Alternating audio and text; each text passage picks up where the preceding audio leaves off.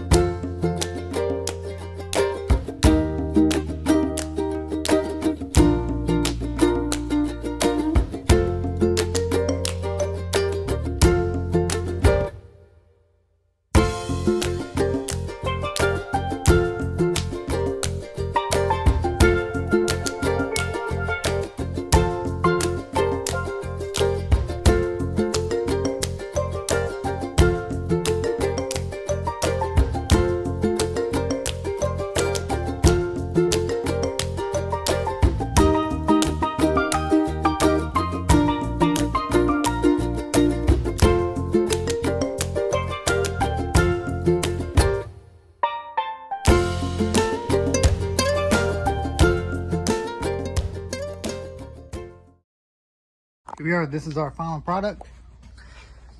And this is just a piece of scrap wood that I had back here. I'm going to put a big bead of caulk through here and through here. The important portion is this has no flex in it whatsoever. It does not budge when you step on it, so it doesn't loosen and move the transition and such. That seal is not too tight, but it is snug. That right there does not move, it does not budge. So those are the important parts here. Had I been worried about, you know, water getting in here, which I'm not, so you can see here, you know, we're completely under the awning here, so no water ever gets down here.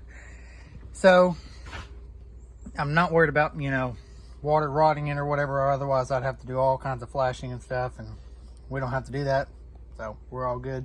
It can be painted, and that could be something that the buyer does. It's not something that I'm required to do. It'll probably be on the inspection, but not something I'm required to do. So, excuse our messy house here. Let's go check out the front door here. Front door, and also made sure all the doors locked and shut, you know, all properly. So the lock goes in, goes out, perfect, shuts just like it should. Good. Which it did before. I didn't have to do no work to it. The back one was a little bit funky, but this front threshold here, it does need, back in here, this is really good. This is all fine, okay? But this right here, you can see that there's some give in that. So I'll cut a piece of lumber, put it under there. And again, not worried about water. It's under porch. We're all fine. Otherwise, I'd be having to do a whole lot more. So it can be painted because as you can see here, there's handprints and just dirt all over it. You know, with a bunch of kids, all they do is, you know, rub their hands all over it after they rub their hands on all the dirt.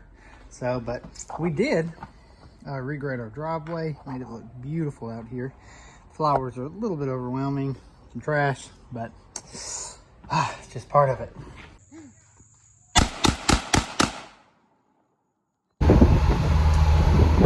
All right, guys, I'm headed down to probably Kenny's Pipe, local plumbing store here, and I'm gonna get some half-inch pipes, some sleeves. Lowe's they never seem to have what I need. They're always out of sleeves. They haven't had sleeves in months. I don't know why. And their selection's very poor for plumbing stuff, especially when you're doing a certain product like expansion pipe. So, anyways, maybe I can go ahead and get some stuff for my electrician, because he's out there working at the cabin in Chickasaw, and that's where I'm headed now. All I've been able to do so far today was fix that back transition. Of course, I had a lot of phone calls and a lot of emails and a lot of paperwork and documentation to send to random people for different things. Very annoying, so it's very hard to get things done. But then I end up working in the middle of the day where it's freaking hot, and I have no AC in this truck, so it's miserable. But it's a good way to lose weight.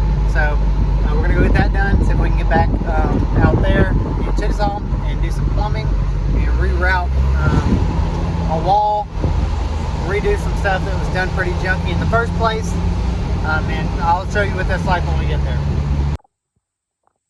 Alright guys, here we are. End of the day so far. In the video just prior to this, I had framed all this, but then I took it all back out because I realized something. This wall was originally framed with 2x6s.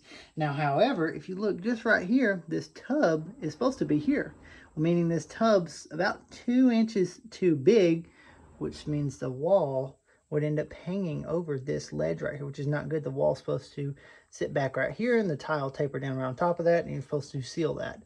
So that would have come all the way out here. That would have definitely not worked.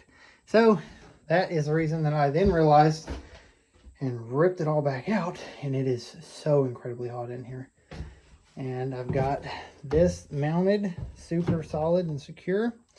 This as well. This is pretty ugly, right?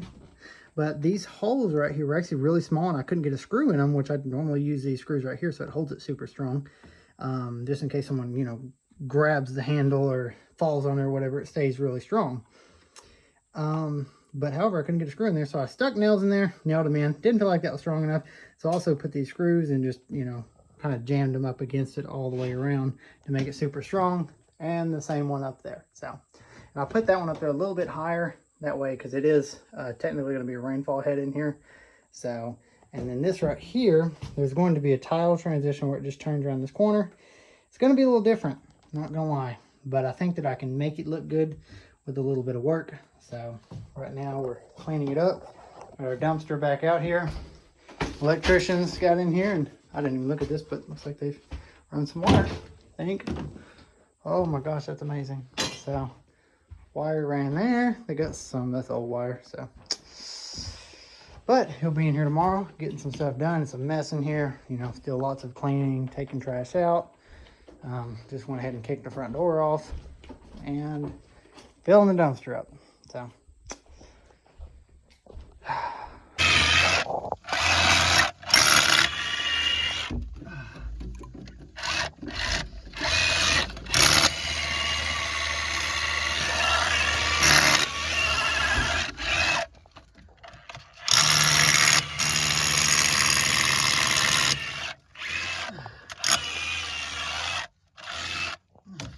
and this is how we do it. this is terrible. It's amazing. Putting in the hard work, working on the farm. This right here is going to be a load-bearing wall. There's a couple things it's going to bear. It's going to bear this header up here for this gable ceiling, and we've got to figure out where it's landing on this floor. So I've already done some measurements, and I know that my center seal is right in this area somewhere, which means it's transferring that load down properly. However, if you look closely, right here, you'll see this crack right here. It looks like it's separating. And you can look at this side of the door and you can see that it's buckling, all right?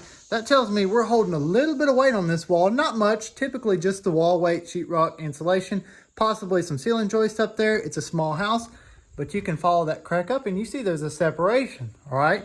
We're having a tile shower in that bathroom there. I don't want no issues with that. We're gonna get this situation taken care of before we get that in there. So I know that I have my center seal over here, which tells me I need to put something underneath that and support it. I'm going to take y'all down there. I'm going to show you what that looks like to get this home secured. So this is kind of what it looks like to be down here digging. And it's got a shovel. This dirt's really super hard. I've already busted it up with this chisel here. I've got the other hole dug over there, probably like 20 by 20. And plumbing is really not all that great. It's broken out there. I can't, that's cast pipe. It's not even cast. I really don't know what that is. It's like plastic somehow, like it's rubbery. It looks like cast, but it's not. It's like hollow and cracky. I've never seen that before for sure. So I'm gonna just, tearing all that out. But the number one thing here is getting this wall so I can put the tile shower in and move along with that. So you're just digging and digging and digging. So this is what it's been looking like down here. Digging, and you can see my chisel marks chiseling all around this, and there's no crawl space whatsoever. So this is literally how big that it is. It's as tall as my hand. So yeah, definitely could not have done anything with that. Putting some kind of drainage system around here, and also brick on the outside, because you can see we have more space on that side of the house.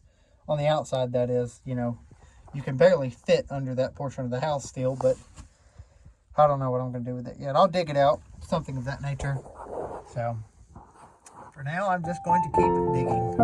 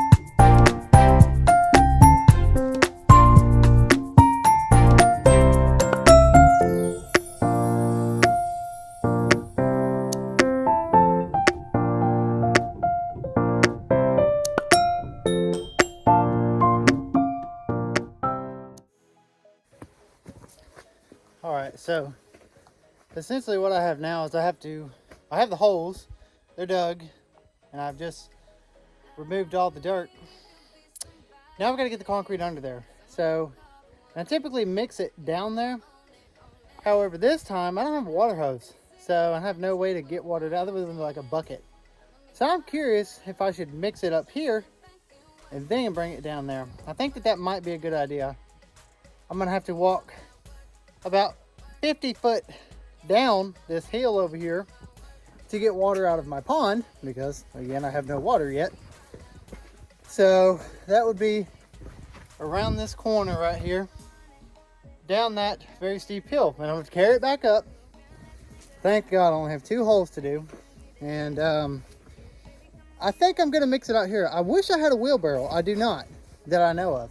I might. I'm going to look around.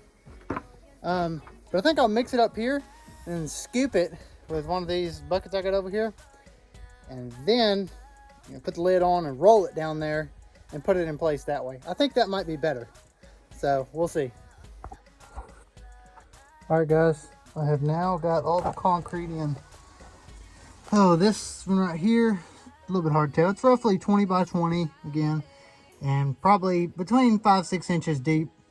And I've got it packed, mixed really well. It'll be really strong. And I want to wait at least, 5 to 7 days. I believe at 8 days, concrete is at 75 or 80% strength. So, and again, this one here is not picking up much weight. Really, it's just, holding the floor system itself. That one over there, which is quite a bit bigger. You can take a look at it. I made this one a bit bigger because I knew that I would be picking up a decent amount of weight. So if you can see right here, that double joist is essentially where that wall is. So they did do that right, but you can see that it did sag over time, and actually you can see some fractures in the wood there from it just pushing, and it's not sagging much. I'm talking half of an inch as I can eyeball down it. So definitely not much, but I'm putting a tile shower in here. We're gonna have this home forever. I don't want no issues. So there's another area over here. It's not as problematic right now, but you can see there's a seam right there, which should have a block underneath of it. That block is on the other side of that center seal. So it's another thing I don't really like, but I can simply put something in the future and support that. I'm not as worried about it right now. The shower is going over there. So again, I've eyeballed down that, not much sag at all. So that would be it for my day out here. And I ended up using only about 5 gallons of water, so I carried 10 gallons up here for no freaking reason. But now I've got to go check on another job, so I'm gonna get to that and see if I can get out of these clothes that I'm in here. I should be relatively clean underneath of it, so I can go look at the next job. I probably don't smell that great because I am sweating. Not much though, not much. So, because it's actually, I tried to wait for this week because I knew that it would be cooler this week. Not by far, but cooler nonetheless. So I've cleaned my trailer out this morning, cleaned my truck out somewhat. So I'm gonna clean my trailer out the rest of the way, and then I can get down the road and go check on a job and see how my guys are holding up over there. So check this out. This tire was just completely flat, and I thought that I had power here, but I just figured out a super cool trick that I'm kind of sad I did not know before this moment. So I have no air in this thing other than the air that I just put in there, but check this out. I'm gonna put air in it from this full tire.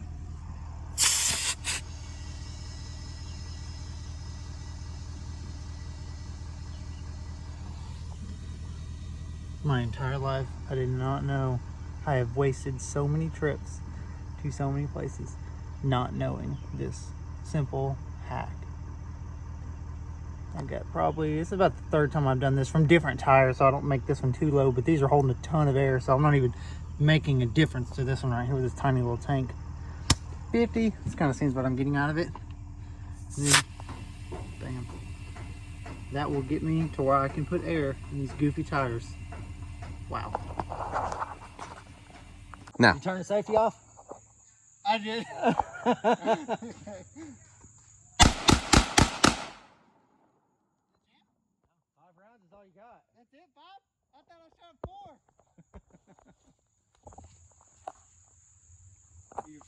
Good. Oh, yeah, Jack. You still haven't loaded the magazine yet either. I Look. can't.